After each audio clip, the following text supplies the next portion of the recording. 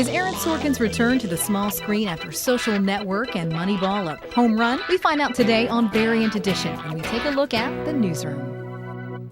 Welcome to the show. I'm Denny Connolly. This is Variant Edition. We have some awesome stuff lined up this week. We're going to be taking a look at Amazing Spider-Man, the new Mark Webb reboot of the Spider-Man franchise. We have Batman Earth 1 in comics, DC's new Batman origin story. We also have Magic the Gathering 2013 core set for gamers out there. But we're going to start off today by taking a look at the Newsroom, HBO's new show written by Aaron Sorkin from The West Wing and lots of other stuff. So I'm going to sit down with the guys from Comic Swap today. We're going to talk about that. Let's go ahead and take a look. All right, today we're here with the guys from Comic Swap, John and Adam, and we're going to be talking about Aaron Sorkin's new show on HBO, The Newsroom. Aaron Sorkin of incredible fame from The West Wing, Studio 60, which didn't live very long but was still pretty popular. More recently, he's been very popular in Hollywood with The Social Network 2 years ago and Moneyball this past year. So he's been kind of on fire. This is his first television show that seems like it's going to keep going. Studio 60, like I said, only lasted Other than The West Wing, which lasted for like 27 years. I mean, since The West Wing. Oh. Since The West Wing, sorry. Yeah, so it's been a while since we've seen him really get into things on the small screen. So we were all really excited about that. I want to start off, I guess, by getting your impressions. I know that you're both pretty big Aaron Sorkin fans, but so we'll go to Adam first. Before you tell us what you think of The Newsroom, what's your past experience with Aaron Sorkin? Well, I've watched The West Wing for like a lot of years, I don't know. Yeah. I watched Studio 60. Actually never watched the last couple episodes of Studio 60, but I watched the majority of it. I never watched Sports Night. Okay. But I've seen several movies that he wrote. Mm-hmm. I know that there was more than the two you named, and I know Sure, I've seen yeah. a couple I mean, of them. he wrote Charlie Wilson's War, right? I like that movie. Did he write A Few Good Men? He wrote A Few Good Men. He wrote The President. Anyway, good movies. He wrote them. Yeah. They sound like him, that's for sure. So, what did you think of The Newsroom? I liked it a lot. And the thing I always liked about The West Wing was that it married sort of political drama with all of the things that you want in a show, like feel-good moments, romance, Sure. comedy. And The Newsroom, like even from episode 1, you get the impression that it's going to be all those things. It was really funny. Very funny. And the relationships between the characters, even in the first hour, are really interesting. And you see that there's going to be some drama and some blooming romantic stuff. I thought it was really cool. So really exciting. We're a few weeks in. There's 3 episodes have aired whenever we're taping this. We've watched the first 2. John's watched all 3. Did you have any complaints so far, or are you pretty happy with it? I mean, I try not to read reviews online. You told me some things that other people complained about. When you watched the first episode, I did notice a lot of the language of, specifically of Jeff Daniels' character, was very masculine language. Like he would refer to people as man and refer to, we used to be men, things like that. Yeah, and great men reported the news. Right. So those things always bother me. It didn't bother me as much in this show because it's specifically him. The other characters don't talk like that. And so if it's just Aaron Sorkin writing Will McAvoy as a guy who speaks in this way, this like old speaking as everyone as if they were masculine way, that's fine. The problem, of course, could be if he becomes the voice of Aaron Sorkin on the show. In which case, I could see that bothering me eventually, but I didn't really. It didn't really bother me, but it's something that I noted. Yeah, and it's strange because it was never really an issue with The West Wing. I think The West Wing was like generally loved, and no one had any complaints about it like that. But The Social Network, it was a big complaint about. Sure. A lot of people thought The Social Network was really sexist. There were the arguments that it's an autobiographical, or it's not autobiographical. It's a biographical story, and it's about men. It's about these guys. But it is an interesting complaint. So I don't know. Yeah, we'll see. So I mean, with The Social Network specifically, there were like no female characters at all. Sure. We had the opportunity to make them, even though it's a biopic. You could still introduce female characters, and he chose not to. And so that's really where the big complaint in that respect, I think, comes from. Yeah, definitely. You and I talked a little bit about distinguishing between the author's voice, in this case Aaron Sorkin, and the characters that he's writing. And I think that at least someone like Aaron Sorkin, I think, has earned a lot of leeway to say that he's writing his characters. He's not writing himself. Obviously, he's putting his opinions out there, or at least weaving them into the story. But it's not. Will McAvoy is not Aaron Sorkin.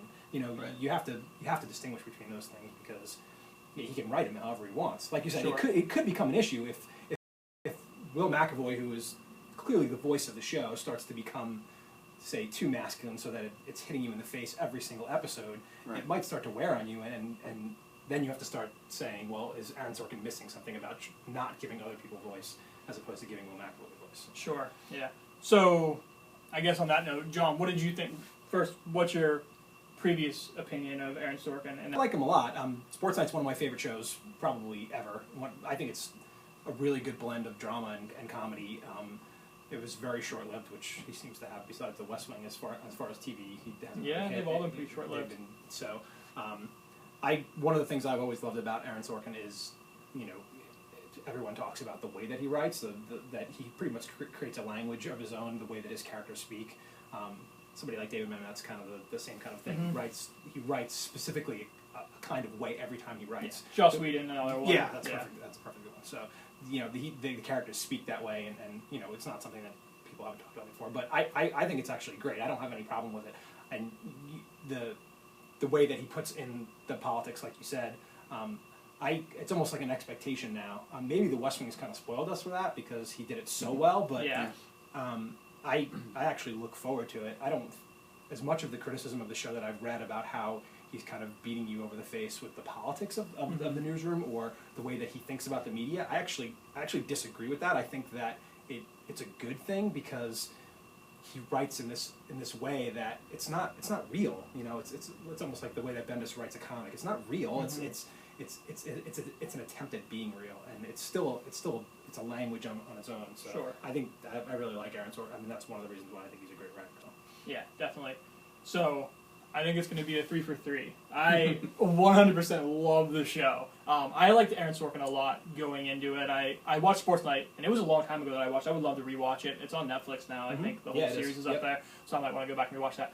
I loved it. I love The West Wing. I like Social Network a ton. I love Moneyball and A Few Good Men.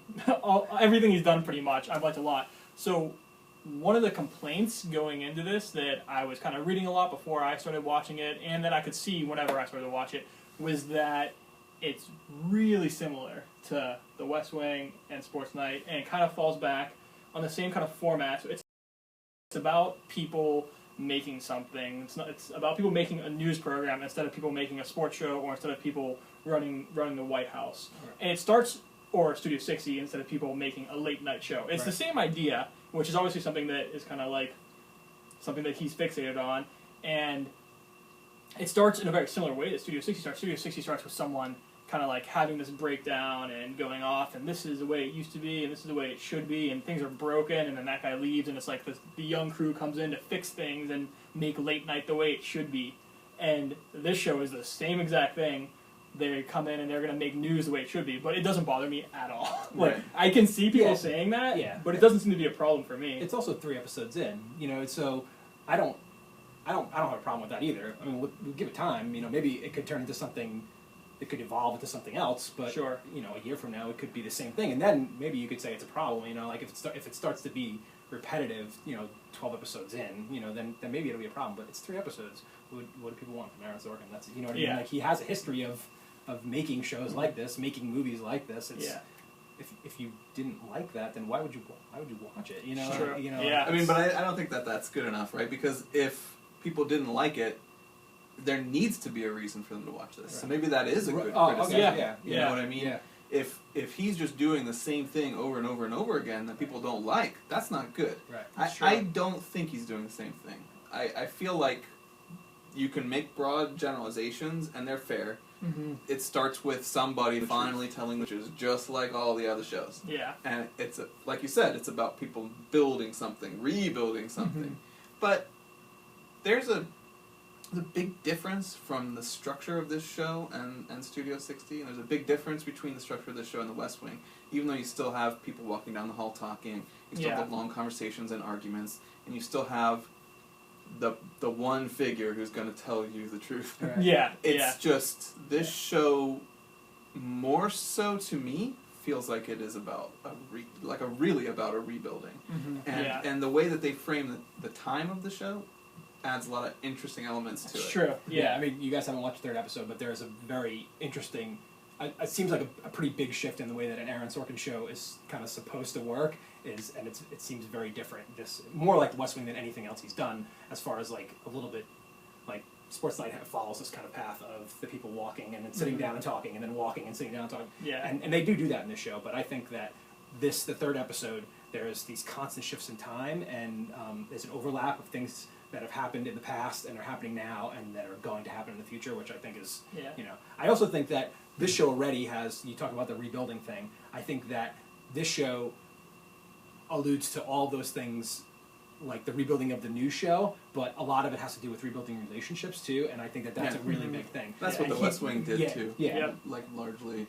Yeah, so I think that, I think we should, we have to give him time to let those relationships blossom. The other thing that I'll say, if you don't mind, is that with Studio 60, I kind of stopped watching it because I knew it wasn't renewed.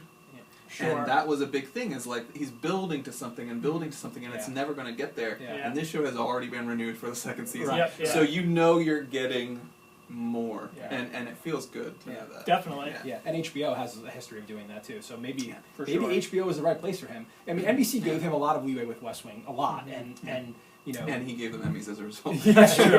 And then they didn't give him any leeway with Studio 60. So Right. You have a change in time and the way that networks approach television, and now I think you can make a pretty good argument that cable television is more like network television used to be, which has a little bit to say about what the newsroom's about. So definitely. it's interesting.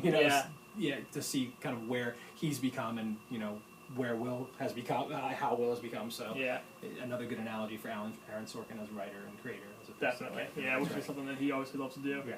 I don't know if you guys have read these at all, but for the last 3 Sundays on Twitter, Michael Ian Black has been... Oh my God, it's have you been reading them? fantastic. Michael Ian Black has started a trend. I'm pretty sure he's the one who started it. I don't want to give him credit if someone else started it, but there's a hashtag Newsroom Dialogue. Possible Newsroom. Possible Newsroom Dialogue. And he's creating these like 3-line, almost like haikus of language. And they're like super dramatic, they're like fantastic. They're really, really good. I wish we are the news. Yeah. So definitely check those out. So the Newsroom 303, we all loved it. So definitely check it out. It's on HBO. It's on HBO on the go. You can get caught up there. There's only been 3 episodes so far. So Sundays at 10. Sundays at 10. Check it out. All right, that's the show. Thanks for watching. Hang around. During the credits, I'm going to be playing a game of Heads Up with the guys from the Comic Swap. You're not going to want to miss that. First, just let me thank our sponsor, Comic Swap Inc.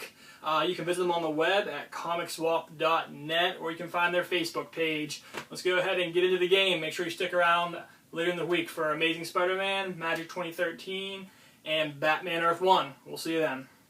All right, I'm here with John Secreto and Adam Lugibill once again. We're going to be playing a little game called Heads Up, where we compare 2 movies, decide which one is the better. They're going to be apples and oranges a lot of the time, and you still have to make a decision. So we're using the website flickchart.com. You can go to flickchart.com/variant edition to take a look at our top movies right now. So the way this works is that I've compiled a list of my top movies. I won't tell you what order they're in. All right. Nice. And it's a long list. There's going to be some bad movies on here because it goes deep. We're digging the bottom of the barrel here. And now you guys get a chance to shake up the list by rating the movies that I've already put on my list. I love this. Making your list better is what we're doing. Yeah, Love so this. We are the arbiters of taste. if there's a movie you haven't seen, just tell me and I'll be the tiebreaker. Love it. Excellent. Okay, so first up, Shawshank Redemption. Wait, we don't get to look at anything? We have to just answer you? Yeah, I'll just read them to you. So that Excellent. Shawshank Redemption versus Spider-Man 2002. Oh, that's a good That's a one. weird question. That's a good one, though. I think Shawshank Redemption. Spider-Man. I think Shawshank Redemption's a better movie. Okay, so Shawshank, Spider-Man. Yeah. I'm the tiebreaker. Shawshank. Yeah! There was no question in mine. Okay, ready? Yeah, I'm ready. Dances with Wolves. Okay. Die Hard with a Vengeance. Oh, man, Die Hard with a Vengeance is way better than Dance Yeah, with Die Wolves. Hard with a Vengeance, way better. Dance with Wolves is... listen, man. Die Hard. Dance with Wolves Move may be on. a good movie, but it beat out Goodfellas for Best Picture, so it is just... So you just have a vendetta against it? I Everybody has that vendetta against it. Yeah, so... All right. I don't think This there's a one is discussion. amazing. All right. Alright. Beauty and the Beast. Wait, the animated movie? 1991, yeah. Okay, Beauty and the good. Beast. Okay. Reservoir Dogs. What? Shut up. Beauty and Be the our Beast. guest. Beauty and the Be our Beast. guest. Put our service to the test. I'm making snap decisions. That's how it's gotta Beauty be. and the Beast is better. Beauty and the Beast. Excellent. Reservoir Dogs is a good movie, but I would want Beauty and the Beast as well. Beauty and the Beast is better. All right, Last Action Hero Terrible movie. versus Frailty. I've never even seen that movie. Frailty is the kids, yeah. the brothers, and the axe. I like that movie. I would say Frailty is better. Last Frailty's Action good. Heroes. I had such I have a little bit of nostalgia with Last Action Hero. When I was a kid, I loved it. Yeah. But it's Clearly, I'm showing. I understand, but I liked Frailty. I think it's actually a pretty decent film. Okay. The Da Vinci Code Okay. versus The Departed. The Departed, but I actually haven't seen The Da Vinci Code. I haven't seen it. I read the book though. Oh, okay. Well, we're gonna skip that one then. Departed's better than like 95% of the movies you put up there though. The Devil Wears Prada. Okay. Okay, I like that movie. This is two good movies. The Devil Wears Prada versus Bring It On. No, The Devil Wears Prada is a better movie. Bring It On's a very I have nostalgic cheerleader memories of that movie, but it's actually not that good. There's better cheerleader films. On your hard drive? Yeah. Yeah. No. Yes. I've watched Bring It On about 27. I've seen Bring It On a lot and many of the sequels, and I mean, Devil Wears Prada is a better movie. Okay, Devil Wears Prada. Very good movie. It's not a very good movie. It's a movie. It's better than the It's other a movie one. better than Bring It On. Okay. Alright, Panic Room Oh, I like that movie. versus Blow. Oh, Panic Room. Panic Room. Way better. Blow Panic is Room, an entirely Pretty hugely overrated overrated movie. Yeah. Yeah. Alright. Oh, The Illusionist. That's the magic movie with Edward Norton. Yeah. Versus The Evil Dead. I've never seen Evil Dead. What? I'm just saying, I've never seen Evil Dead. I don't watch horror movies. Sorry. You gotta I watch have it on VHS. I'll bring it over sometime. You gotta watch The Evil Dead. I didn't know that you didn't Actually, watch probably that. have the DVD too, but I'll bring over the VHS instead. I mean, I'll watch it. I just... It's tree rape. I'm just saying. There is some tree rape. What was the other movie that was compared to? The Illusionist. The Illusionist. I don't like that movie. Evil Dead's probably better. You know that Sam Raimi invented 3 different camera techniques that are used in almost all major motion pictures now on that film. Avatar? James Cameron's Avatar, not the Airbender. Avatar: The Last Airbender by M. Night Shyamalan? No. James Cameron's Avatar. Okay. 300. You've never seen Avatar? No, I'm like the one person in America that's never seen it. Avatar versus 300? Yeah. Avatar. 300's a good movie, though. I don't like it. I don't like it at all. You've never seen I don't like Avatar? it at I've never all. seen Avatar, I swear to God. Okay, Avatar's the winner in that. Okay. With me as the tiebreaker. The Mask of Zorro Okay. versus Mrs. Doubtfire. Wait, which one's The Mask of Zorro? That's the second one, right? Yes. The new films. The 1998. Oh. But that's the second in the series with Versus what? with Antonio Banderas, right? Yeah. And Catherine Zeta-Jones. I think so. Is it the first one or the second one? What was the first? Was the first one just called Zorro? No, I think I The think Mask of the Zorro is the first I think one. it is the first one. Versus what? Mrs. Doubtfire. Mrs. Doubtfire is a good movie. It is a good That's movie. actually a good movie. I like that movie. it. I would say Mrs. Doubtfire. Mrs. Doubtfire. Yeah. I love Mrs. Excellent. Doubtfire. Excellent. Glad we're having this conversation. We need to disagree more. Alright. Next one we'll disagree. Alright. Are you really going to though? I don't know, we'll see. Probably not. Pineapple Express Oh, God. Okay. versus Donnie Darko. Donnie Darko. Donnie Darko. You didn't disagree. There was no way I was picking Pineapple Express, It's not a though. good movie. I mean, it's an okay movie, It's but... not. All right, I know the answer to this one. Probably not. The Usual Suspects. Yeah. Crash. Usual Suspects. Usual Not Suspect- David Cronenberg's Crash. No, David Cronenberg's Crash is really good. Yeah, that's a good movie. But Crash is the Out of the Crash is the other one. The other one's better. Usual Suspect is a great movie. One of the best movies of the 90s. What are you trying to say? He's trying to say Crash didn't deserve to win Best Movie. I think that is what he's trying to say. Usual Suspect is an exceptional movie. Oh, this is a good one. 2 super iconic movies. Okay, I'm ready. Alien Okay. versus The Terminator. Alien's better. Alien is without question better. It's not even a conversation. But wait, is the question which is a better movie or which one do I like better? Which do you like better? It's you like Alien better. I don't know, man. I really I love like the Terminator, the but Alien, you come on. If I was gonna sit down and watch one, I would rather watch the Terminator. Ooh. That's my Okay, that's if my that's answer. a distinction, then I'll allow you to say that. Yeah. Terminator. it's hard though because by that standard, Requiem for a Dream is never going to get chosen for anything. No, but Yeah. I can divorce that Yeah. for a movie that caliber. Yeah. And I mean, Alien is a better movie. Don't get me wrong, but I do think the Terminator is a very good film. And That's great. I think It is like. great. I could make an argument for it being a good enough film to say I like it more. So I think I would say The Terminator in this particular situation. I'm still gonna say Alien. Tiebreaker, I'm gonna say Alien. Yeah. But it is very close for me. I love both of those movies. I would not have a problem with picking Alien there at all. Alright. That was a good one. Alien jumped from number 83 to number 55. Nice. I love it. The Terminator I give some good ratings to. Yeah. Alright. Burn After Reading Okay. Adam Hated it. Yeah, Adam hates that versus movie. The Pursuit of Happiness. Never saw it. What is that? Damn. That's the Will Smith movie? I wanted to Oh, weigh in on I've this. seen, I don't like that movie. I don't like that movie at all, and I like Burn After Reading a lot, but I like everything the Coen Brothers does. So you've never seen Pursuit? Pursuit of Happiness is Okay. bad. Yeah, we're gonna go with Burn After Reading. I haven't. I can't weigh in. You gotta watch Pursuit of Happiness. I know. I Don't- guess. And not like it, probably. I probably would like It's Burn the After most- Reading better, but I hated that movie. That was bad. Here's two movies that I don't think you'll like either of them. Okay. Sweet. Sweet. What? Both of us won't like it? Yes. Okay. Sweet. I'm Let's ready. do it. Dogma. I like Oh, that I movie. don't That's like that funny. movie. It's I funny. like Dogma too. Versus Fahrenheit 9/11. Oh, you know That's- what? That's actually. The follow-up to But, Bowling for Columbine. yeah, I know. I don't really like Michael Moore, but All right. So here's the thing: if you consider it to be a, man, that's a good one though. it's not a documentary, right? It's like a piece of punditry instead. Then it's actually pretty well made. Sure. Probably a better movie It's than propaganda. Dogma. But I would rather watch Dogma.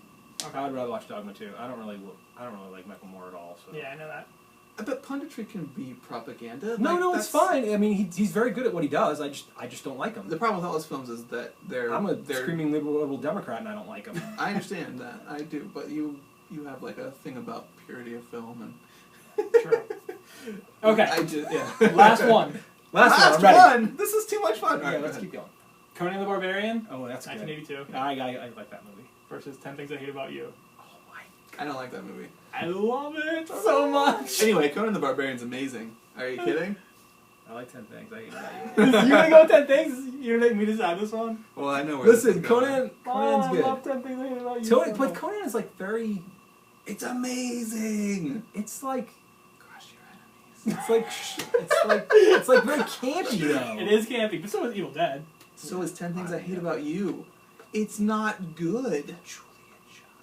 Julia Julia Stiles. Julia Stiles. But Julia Child cooks such amazing food on it. Yeah. You All guys. right. 10 Things I Hate About You. I'm going with it. 10 Things I Hate About You. Yes! Defend your position! There's more. There's more. Wait. Okay, that's it for this time. No, one more. Alright. That's it. He's the host. We're gonna do it again. I just want to have it as 2 separate segments. Okay. Oh. Suck it, internet. You don't get to see this next part.